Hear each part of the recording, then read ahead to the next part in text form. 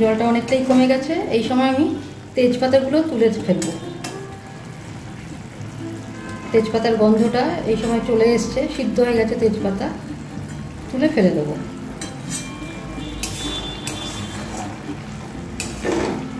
জলটা শুকিয়ে নিয়ে, পটলটা এখনও একটু সিদ্ধ হওয়া বাকি আছে, জলটা শুকিয়ে নিয়ে পরে ফিরে আসছি। নমস্কার, আসান কুক টুরে আপনাদের স্বাগত। এখন আমি তিল পটল কিভাবে বানাবো সেটাই দেখাবো বা রান্না করে দেখাচ্ছি। তিল পটলের জন্য আমি এখানে কতগুলো পটল অর্ধেক করে, খোসা ছাড়িয়ে অর্ধেক করে কেটে নিয়েছি। এখানে নিয়ে নিচ্ছি 4টে লবঙ্গ আর অনেকটা পরিমাণ তিল। এবার এগুলো আমি বাটবো। এখন এগুলো আমি 3টে লঙ্কা সহ বেটে নিচ্ছি একসাথে। বেটে নিয়ে ফিরে আসছি। সরষের তেল দিয়ে দিচ্ছি।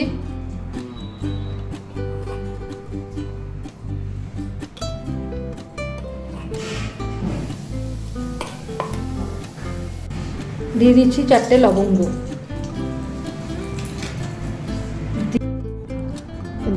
দিয়ে দিচ্ছি পটলগুলো ঠিকমতো ভেজে নেব।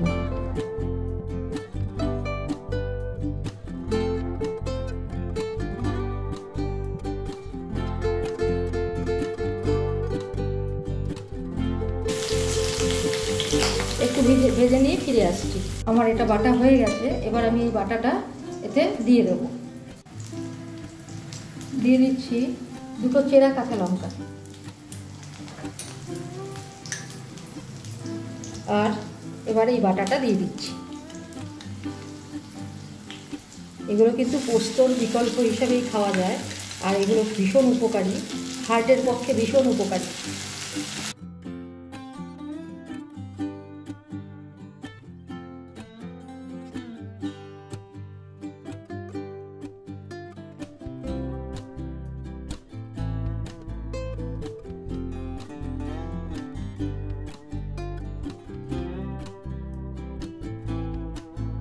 ইচ্ছা করলে কেউ হলুদ দিতে পারেন, কিন্তু আমি এটাকে পোস্তর বিকল্প হিসেবে রান্না করছি, সেই জন্য হলুদ দিচ্ছি না।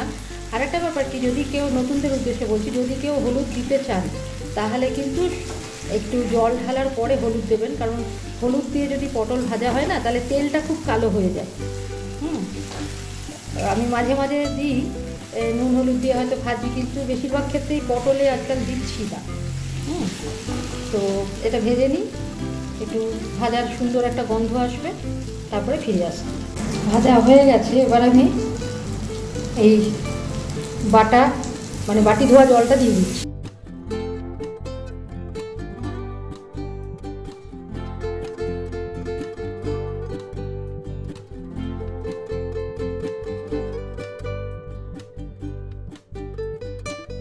আন্দাজ মতো নুন দিয়ে দিচ্ছি।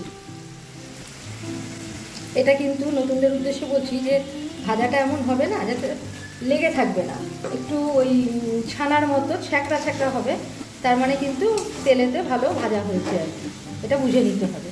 এই যে ছ্যাঁকড়া ছ্যাঁকড়া হয়ে গেছে, প্রথমে একদম লেগেছিল, এবার তেল ছেড়ে দিচ্ছে, ভালো কিন্তু ভাজা হয়ে গেছে।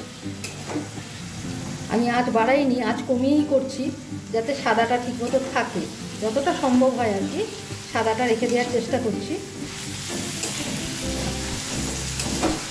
হলুদ আমি দিলাম না, আপনাদের কারো ইচ্ছা হলে দিতে পারেন।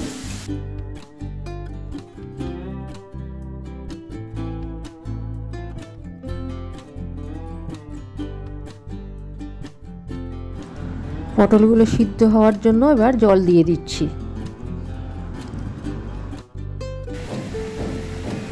আর একটু জল দিয়ে দিচ্ছি।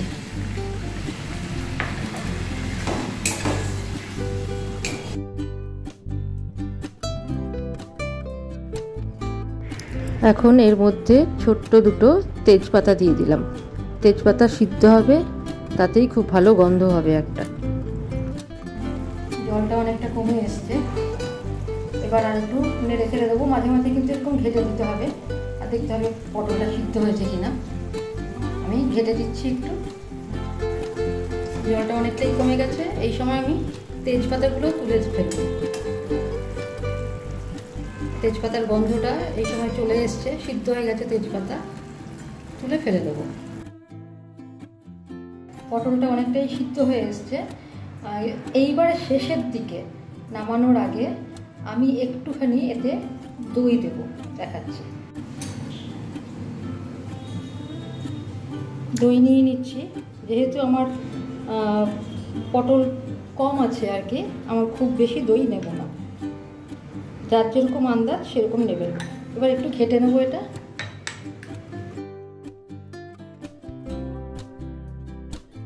এবার এতে এটা ঢেলে দেব, ঢেলে দিচ্ছি, দইটা ঢেলে দিলাম।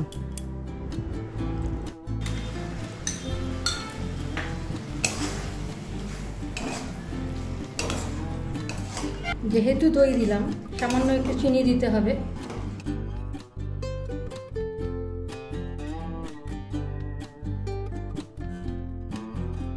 সামান্য একটু চিনি দিচ্ছি।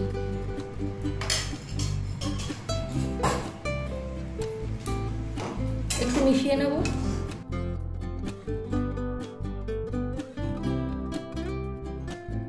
ব্যাস, শুকিয়ে এসছে। এই যে দইয়ের যে এটা ছেড়ে দিচ্ছে, তেলটা বেরিয়ে আসছে, এটাতেই দেখবেন অপূর্ব একটা টেস্ট হয়। একদম শেষে এটা দেবেন, গুলে দেবেন, তাতে কি দইয়ের একটা গন্ধও পাবেন। আর মিষ্টি অবশ্যই দেবেন, তাহলে কি টেস্টটা একটা ব্যালেন্স হয়, নুন মিষ্টি ব্যালেন্স হয়। ঠিক আছে, এবার আমি আর একটু এই যে জলটা শুকিয়ে যাক, জলটা শুকিয়ে মেরে নেব, একদম কমিয়ে নেব, তারপরে ফিরে আসি। তিল পটল এইভাবে করে দেখবেন, হ্যাঁ, খুব ভালো লাগে। এটা কিন্তু আমার নিজস্ব রেসিপি, আমি নানা রকম এক্সপেরিমেন্টও চালাই। এক্সপেরিমেন্টাল রান্না অনেক কিছু আছে, দিয়ে কী হয়, এক্সপেরিমেন্ট করতে গিয়ে ব্যাস ভুলে গেলাম, একবার করলাম তারপর দ্বিতীয়বার করতে গিয়ে ভুলে গেলাম, সেই জন্য আজকাল মাঝে মাঝে খাতাতে লিখে রাখছি আর কি। হ্যাঁ, তো এটা আমার স্বভাব। শুধু আমার বলে না, যারা দেখবেন একটু রান্না করতে ভালোবাসে তাদের কিন্তু এই স্বভাবটা থাকে, তা নাহলে নতুন নতুন রেসিপি বেরোবে। ঠিক আছে, কারণ আমি যেটাকে জল বলে মনে করছি আর কি, ওটা আসলে দইয়ের জলটা। তো দইয়ের জলটা শুকিয়ে যাচ্ছে, আর সে কিন্তু পটলের মধ্যেও কিন্তু একটা সুন্দর টেস্ট ঢুকিয়ে দিচ্ছে আর কি। খাবেন, অবশ্যই বানিয়ে খাবেন। এবার দেখাচ্ছি কীরকম পজিশানে এলো, পজিশানটা দেখিয়ে দিচ্ছি। পটল আমার এবার নামানোর মতো অবস্থায় চলে এসছে। এবার এতে সামান্য যে একটু জল জল লাগছে, এটা কিন্তু টেনে যাবেন, হ্যাঁ, তাই জন্য এখন আমি গ্যাস বন্ধ করে দেবো, বন্ধ করে দিয়ে নামাবো, একদম সার্ভ করব। তো দইয়েরই যে জলটা, ওটা আসলে অ্যাকচুয়ালি তেল, দইয়ের থেকে। আমার তিল পটল রেডি টু সার্ভ। তিল পটল সার্ভ করে দেখালাম, রেডি করে বানাবেন। আর নতুনদের উদ্দেশ্য বলছি যে তিল না, মানে ওই জল দিয়ে ভিজিয়ে তারপরে কিন্তু মিক্সিতে বাটতে একটু অসুবিধা হয়। তার চেয়ে বরং সুবিধা যদি শুকনোটা গুঁড়ো করে নেওয়া হয়, বা যদি শুকনো একটু খোলায় ভেজে নিয়ে তারপরে যদি গুঁড়ো করে নেওয়া হয়, তাহলে কিন্তু সুবিধা। তো এটা নতুনদের উদ্দেশ্যে এই টিপসটা আমি দিলাম। আর আমি কিন্তু আজকে এটা পুরো বেটে নিয়ে করেছি, কারণ যে পরিমাণ নিয়েছিলাম সেটা মিক্সিতে করতে গেলে না চারিদিকে ঘুরে বেড়ায়, সহজে কিন্তু বাটা হতে চায় না, পেস্ট হতে চায় না। তো সেই জন্য আজকে আমি শিলেতেই বেটে নিয়েছি, তার জন্য টেস্ট আরও খুলেছে। হ্যাঁ, লঙ্কা দিয়ে তো বেটে নিয়েছি। আজকের মতো এখানে রাখছি, ভালো থাকবেন, ধন্যবাদ। সাবস্ক্রাইব করতে ভুলবেন না, তাহলে ভালো লাগে আর কি।